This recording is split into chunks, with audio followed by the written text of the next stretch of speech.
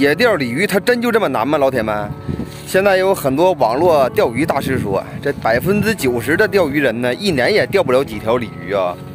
过10斤的鲤鱼，那99%的钓鱼人他们都没钓过。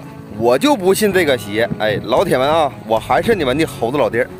今天我又出来了，对啊，我又出来了，咱们又来干巨物了，又找了一个非常哇塞的钓点。现在给大家看一眼环境，看看是不是野河啊？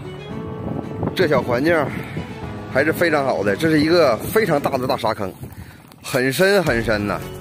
据传说，这个位置就得有20-30米深。我本想着我去那边有个岛，看见没，老铁们？水中央有几个岛，我本想上岛上去钓的，但是太麻烦了。虽然说我带船了，但是也不准备上岛上去钓。今天老弟就选择在这个位置做钓啊。这个位置呢，这面是个平滩儿，这面呢是个深水，然后咱们就钓这个深水交界的位置。现在给老铁们看看我带的装备。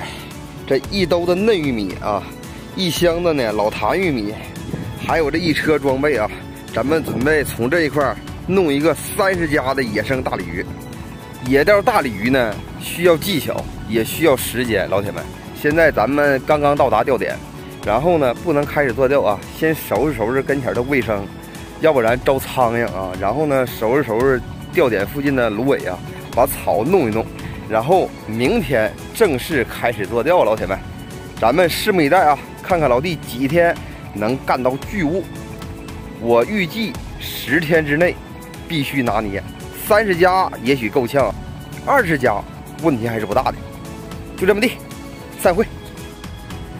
看咱们这野河够不够野，老铁们？